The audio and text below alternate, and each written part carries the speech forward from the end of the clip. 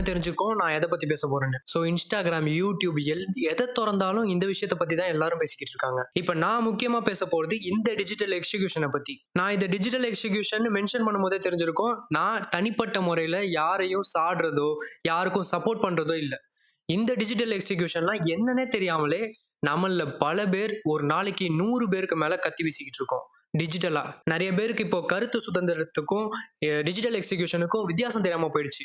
ஒரு தனி நபரை ஜட்ஜ் பண்றதுக்கு கருத்து சுதந்திர கார்டு எடுத்துக்க கூடாது. அந்த வீடியோ போட்ட லேடி பத்தி நான் எதுவும் சொல்ல விரும்பல. ஏன்னா இப்போ சட்டம் அவங்கள கேள்வி கேட்டுக்கிட்டு இருக்கு. ஆனா ரொம்ப சேஃப்டியா திரைக்குள்ள இருந்து கத்தி வீசுற அந்த கமெண்ட் பண்ண ஆளுங்க இருக்காங்கல்ல, ஆலோசிச்சு விசாரிச்சு கவர்மெண்ட் பார்க்க வேண்டிய வேலைய என்னன்னே தெரியாம இவனுங்க இவங்களை கொல்லணும்ன்றது, இவனை நாய் அடிக்கிற மாதிரி அடிக்கணும்ன்றது, அவர் இறந்துட்டாருன்னு தெரிஞ்சுமே இறந்துட்டாரா இதுதான் அவருக்கு தேவை அப்படின்றது, இப்படிலாம் ஒரு சேஃபான இடத்துல இருந்து ஒரு கமெண்டா வீசிடுறாங்க. இப்படிலாம் பண்ணிட்டு டிஜிட்டல் போராளிங்கன்ற பேர் எடுத்துப்பாங்க. மேபி இந்த மாதிரி ஆட்கள் உங்களுக்கு கூட தெரிஞ்சிருக்கலாம். அவங்க தான் இந்த மாதிரி விஷயத்துக்கு கருத்து தெரிவிக்கிறாங்க. அதாவது கருத்து கூட இல்ல, அவங்களோட ஜட்ஜ்மெண்ட்டை சொல்லிட்டு தன்னோட ஜனநாயக கடமையை ஆற்றுன மாதிரி நினைச்சுக்கிறாங்க. அவங்கலாம் கொஞ்சமாவது பயந்து நடந்துக்கணும். மனசாட்சிக்கு பயந்துன்னு சொல்ல மாட்டேன், சட்டத்துக்கு பயந்து. ஏன்னா எப்பவுமே சட்டம் லூஸ் ஆயிட்டு போவாது, அது ஸ்ட்ராங் ஆயிட்டே தான் போகும். ஏன்னா நம்ம பண்ற ஒவ்வொரு விஷயமும் ஒரு ஆட் ஆன் மாதிரி. சட்டம் கண்டிப்பா ஆக்ஷன் எடுக்க வாய்ப்பு இருக்கு. ஸோ இனிமே இந்த மாதிரி கமெண்ட் பண்றவங்க எல்லாம் யோசிச்சுக்கோங்க. உங்களோட கமெண்ட்டுக்கு கேள்வி கண்டிப்பா வரும். ஸோ இந்த விஷயத்த தெரியாதவங்களுக்கு தோணும், என்னடா இவன் லாஸ்ட் பேச வேண்டியதை ஃபர்ஸ்ட் பேசிட்டு இருக்கான்னு. ஏன்னா இந்த விஷயத்த நீங்க எப்படி வேணா தெரிஞ்சுக்கலாம், ஆல்ரெடி தெரிஞ்சிருக்கலாம். ஸோ நான் சொல்ல வேண்டிய விஷயத்த ஸ்கிப் பண்ணிட்டு போறதுக்கு கூட வாய்ப்பு இருக்கு. அதனால முன்னாடியே சொல்லிடுறேன். இந்த ட்ராஜடியோட starting point last Friday Paiyanur bus ஸ்டாண்ட்ல இருந்து கிளம்பின பஸ்ல தீபக் மேல ஒரு அக்யூசேஷன் வருது. அவர் தப்பா பிஹேவ் பண்ணாருன்னு. அது உண்மையா பொய்யான்னு போலீஸ் கிட்ட கேட்டாதான் தெரியும்.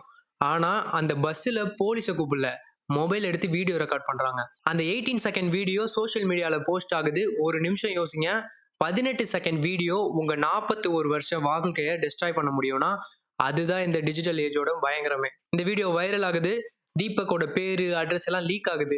இந்த மாதிரி ஆளுங்க செத்து போகணும்னு கமெண்ட் குவிது. தீபக் செத்துட்டு போனதுக்கு அப்புறம் தான் தெரியுது, அவர் செத்து போறதுக்கு முன்னாடி வரைக்கும் அந்த உமன் ஒரு ஃபார்மல் போலீஸ் கம்ப்ளைண்ட் கூட கொடுக்கல. சட்டம் செக் பண்றதுக்கு முன்னாடியே இன்டர்நெட் தண்டனை கொடுத்துருச்சு. ஜான்வரி 16 ஃப்ரைடே மதியம் 2:30 மணி இருக்கும். பையனூர் ரயில்வே ஸ்டேஷன்ல இருந்து ஒரு பிரைவேட் பஸ் கிளம்புது. பஸ் நல்ல கூட்டம். தீபக் ஆபீஸ் வேலையை முடிச்சுட்டு சீட்ல உட்காந்துருக்காரு. இந்த பஸ்ல தான் அந்த உமன் பேசஞ்சரும் இருக்காங்க. அவங்க அரிக்கோடு ஏரியால சேர்ந்தவங்க. பஸ் கண்ணூர் பஸ் ஸ்டாண்டை நெருங்கும் போது இந்த மூமெண்ட் நடக்குது. அந்த பெண்ணோட அக்யூசேஷன் என்னன்னா, தீபக் முன்னாடி இருந்த ஒரு சின்ன பொண்ணுகிட்ட தப்பா பிஹேவ் பண்ணாரு. ஆனா அந்த சின்ன பொண்ணுகிட்ட யாரும் எந்த கேள்வியும் கேட்ட மாதிரி ரெக்கார்டு இல்ல. இவங்களுமே அதை ரெக்கார்ட் பண்ணல. இவங்க அவரை கெட்டவர்னு காட்டுறதுக்காக அவர் கிட்ட போய் நின்னு அவர் இந்த மாதிரி தப்பான பிஹேவியர் பண்றாரு பாருங்க அப்படின்னு சொல்லிட்டு, அதுவும் ஒரு பிரசன்டேஷன் கொடுக்குற மாதிரி, வீடியோக்கு பிரசன்டேஷன் கொடுக்குற மாதிரி கொடுத்துருக்காங்க. இங்கதான் நிறைய பேர் முக்கியமான கொஸ்டின்ஸ் கேட்கறாங்க. அந்த பொண்ணுகிட்ட பஸ்ல போன் இருந்துச்சு, வீடியோ எடுத்தாங்க. ஏன் 100க்கு கால் பண்ணல? ஏன் பஸ்ஸ போலீஸ் ஸ்டேஷனுக்கு விடல? சட்டம் தான் தண்டனை கொடுக்கணும்னு போலீஸ் ஸ்டேஷன் போயிருக்கலாம். ஆனா அந்த பொண்ணு ஏன் சோசியல் மீடியாவுக்கு போனாங்க? ஃப்ரைடே நைட் அந்த வீடியோ ஏன் பப்ளிக் டொமைனுக்கு வருது?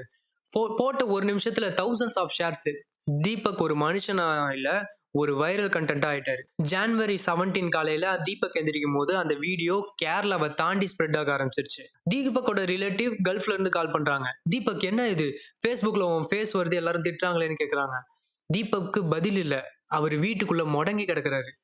அந்த 70 வயசான அம்மாவுக்கு புரியல. இந்த கமெண்ட் செக்ஷனை கொஞ்சம் கவனிச்சு பாருங்க. இதுல யாரு ஜட்ஜு, இதுல யாரு போலீஸ்? இது யாருமே இல்ல. எல்லாமே வெறும் மொபைல் ஸ்கிரீனை பாக்குற ஸ்ட்ரேஞ்சர்ஸ். ஒரு வீடியோவை பார்த்த உடனே அது உண்மையானு கூட யோசிக்காம அவங்கள ரோட்ல அடிக்கணும்னு டைப் பண்றாங்க. இவங்க ஒரு பக்கம்னா சோஷியல் மீடியா எப்படி வேலை செய்யுது, அதோட அல்காரிதம் எப்படின்னா, பாசிட்டிவ் கண்டென்ட்டை விட நெகட்டிவ் கண்டென்ட், கோபம் வரக்கூடிய கண்டென்ட்டை தான் அதுக்கு ரொம்ப பிடிக்கும். ஏன்னா கோவத்துல தான் நம்ம நிறைய ஷேர் பண்ணுவோம், நிறைய கமெண்ட் பண்ணுவோம். இந்த கம்பெனிஸோட ப்ராஃபிட் நம்ம அவுட்ரேஜா தான் இருக்கு. இங்க தீபக் செத்து போகலாம், அவர் ஃபேமிலி அழியலாம். ஆனா இந்த அல்காரிதம்க்கு இது ஒரு ட்ரெண்டிங் டேட்டா மட்டும்தான்.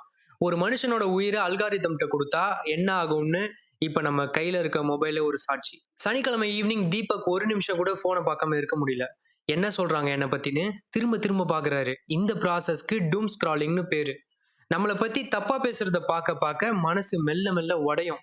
தீபக்கோட ஃப்ரெண்டு சனீஷ் சொல்றாரு, அவர்கிட்ட பேசும்போது ஒரு வாய்ஸ்ல பயம் இருந்தது. யாரும் என்ன நம்ப மாட்டாங்கன்னு அவர் நம்பிட்டாரு.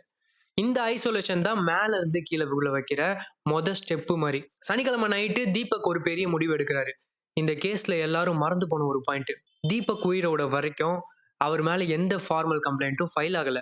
சட்டம் என்ன சொல்லுது? ஒரு குற்றம் நடந்தா போலீஸ் ஸ்டேஷன்ல எஃப்ஐஆர் பண்ணணும். போலீஸ் இன்வெஸ்டிகேட் பண்ணி எவிடன்ஸ் கலெக்ட் பண்ணி அப்புறம் தான் கோர்ட் ஒரு தீர்மானத்துக்கு வரும். ஆனா இந்த கேஸ்ல அந்த உமன் சோஷியல் மீடியாவை ஃபர்ஸ்ட் இன்ஃபர்மேஷன் ரிப்போர்ட் இடமா மாத்திட்டாங்க. போலீஸ் இன்வெஸ்டிகேஷனுக்கு முன்னாடியே இன்டர்நெட் இன்வெஸ்டிகேஷன் முடிஞ்சது, ஜட்மெண்ட் வந்துருச்சு. உமன் சேஃப்டி ரொம்ப முக்கியம். அதுல இருந்து யாரும் மாற போறது இல்ல. பெண்களுக்கு எதிராக நடக்கிற குற்றங்கள் தண்டிக்கப்படணும் தான், அதுல எந்த மாற்றமும் இல்ல. ஆனா அவேர்னஸ் அப்படின்ற பேர்ல ஒருத்தனை டார்கெட்டா நிறுத்தி சோஷியல் மீடியால காமிக்க கூடாது. சோ கமெண்ட் பண்ணவங்களை பத்தி பேசியாச்சு, அதை பத்தி போஸ்ட் பண்ணவங்களை பத்தி பேசியாச்சு. இப்ப அந்த பிளாட்ஃபார்ம் 20 லட்சம் வியூஸ் போயிருக்கு. அந்த சோஷியல் மீடியா பிளாட்ஃபார்ம் என்ன பண்ணிட்டு இருந்தது? ஐடி ரூல்ஸ்ல அவ்வளவு மாற்றங்கள் வந்தாலும் இந்த ட்ரையல் பை மீடியா ஸ்டாப் பண்ண முடியலையா? ஒரு ஃபில்டர் எதுவுமே இதுக்காக உருவாக்கப்படலையா? சனிக்கிழமை நைட்டு தீபக் சனிஷ்ன்ற அவங்க கசின் கிட்ட பேசுறாரு.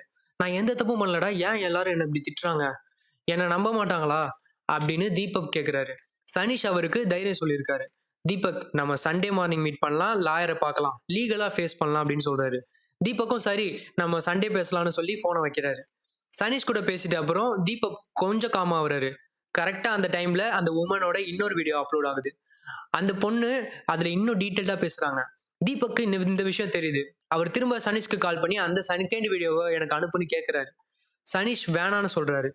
பார்க்காதீங்க தீபக், அப்புறம் இன்னும் உங்க மனசை கஷ்டப்படுத்தும் அப்படின்னு சொல்றாரு. ஆனா தீபக் இன்சிஸ்ட் பண்றாரு, நான் பார்க்கணும், என்ன சொல்றாங்கன்னு தெரியணும்னு அதை வாங்குறாரு. அந்த வீடியோவை தீபக் பாக்குற அந்த நிமிஷம் தான் அவரோட பிரேக்கிங் பாயிண்ட். சனிஷ் அந்த வீடியோவை அனுப்பிட்டு பார்த்துட்டு டென்ஷன் ஆகாத, நம்ம மார்னிங் பேசலாம்னு மெசேஜ் பண்றாரு. ஆனா அந்த மெசேஜுக்கு தீபக் கிட்ட இருந்து ரிப்ளை வரல. தீபக் அந்த வீடியோவை திரும்ப திரும்ப பார்த்திருக்கலாம். நான் வாழ தகுதி இல்லாதவனா அப்படின்னு நினைச்சிருக்கலாம். அவரோட 40 வருஷம் கௌரவம், அவரோட பேரண்டோட ஃபீஸ் எல்லாம் அந்த 18 செகண்ட் வீடியோ மூலமா அழிஞ்சிருச்சுன்னு அவர் நம்பிட்டாரு. சண்டே மார்னிங் அவங்க அம்மா கதவை தட்டுறாங்க, பதில் இல்ல. சனிஷ் அங்க வந்தாரு. கதவை உடைச்சு பார்க்கும்போது தீபக் இறந்து போயிருக்காரு. அப்புறம் போலீஸ் வராங்க, அன்நேச்சுரல் டெத்னு ரெஜிஸ்டர் பண்றாங்க. ஆனா உண்மை என்னன்னா அது ஒரு மர்டர். இண்டிவிஜுவல் யாரும் பண்ண மர்டர் இல்ல, அந்த சிஸ்டமும் அந்த ட்ரெண்டான வீடியோவும் பண்ண டிஜிட்டல் மர்டர். சைக்காலஜில 2 விஷயம் சொல்லுவாங்க, ஒன்னு கில்ட்டு, இன்னொன்னு ஷேம். குற்ற உணர்ச்சி, அவமானம். கில்ட்டுனா நான் ஒரு தப்பு பண்ணிட்டேன்னு நினைக்கிறது, இதுக்கு சொல்யூஷன் இருக்கு, மன்னிப்பு கேட்கலாம். ஆனா ஷேம்னா நானே ஒரு தப்பு, ஐ எம் எ மிஸ்டேக் அப்படின்னு நினைக்கிறது. தீபக்கு நடந்தது இந்த ஷேம் தான்.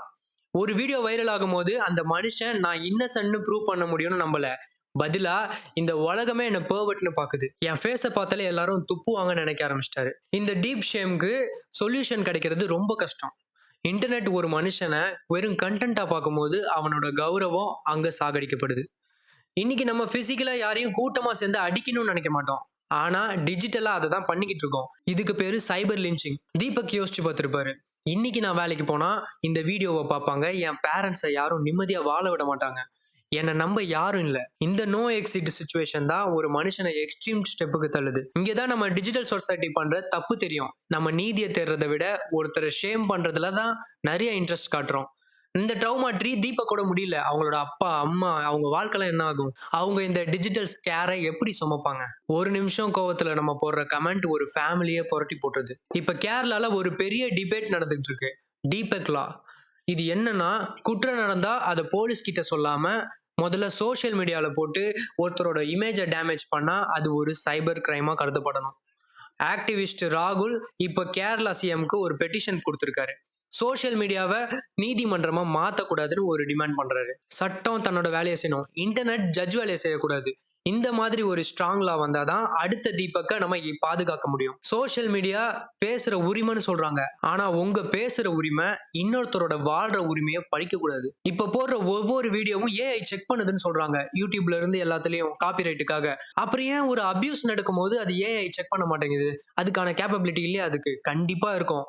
ஆனா அதுக்கான மனசு கம்பெனிக்கு இல்ல. ப்ராஃபிட்டை விட ஹியூமன் டிக்னிட்டி முக்கியம்னு இந்த பிளாட்ஃபார்ம்லாம் முடிவு பண்ணணும். ரிஃபார்ம் சட்டத்துல மட்டும் இல்ல, நம்ம கையிலயும் இருக்கு. வெயிட் 24 hours ரூல்னு ஒன்று இருக்கு. ஏதாவது கான்ட்ரவர்ஷியல் வீடியோவோ நீங்க பார்த்தா அதை ஷேர் பண்ண ஒரு நாள் வெயிட் பண்ணுங்க. அதுக்குள்ள உண்மை என்னன்னு நியூஸ்ல வந்துடும். உங்களோட ஒவ்வொரு ஆக்டிவிட்டிக்கும் நீங்க தான் ரெஸ்பான்சிபிள். நான் ஏன் ரெஸ்பான்சிபிள் பத்தி பேசுறேன்னு தெரியும். ஏன்னா நான் ஷேர் பண்றதுனால தான் இப்போ ஆச்சா அப்படின்னு, இத்தனை பேர் பண்ணனால தான் ஆச்சுன்னு அப்படின்னு யோசிச்சா நம்ம கையை தான் நம்ம ஃபர்ஸ்ட் சுத்தம் பண்ணிக்கணும். ஜஸ்டிஸ் முக்கியம் தான், அதுல எந்த மாற்ற கருத்தும் இல்லை. ஆனா ஹியூமனிட்டியும் முக்கியம். ஹியூமனிட்டி இல்லாத ஜஸ்டிஸ் ரொம்ப டேஞ்சரஸ். எல்லாருக்கும் பெண்களோட சேஃப்டி முக்கியம்னு தோணும் தான். ஆனா அதை நம்ம கரெக்டான முறையில கையாளணும்.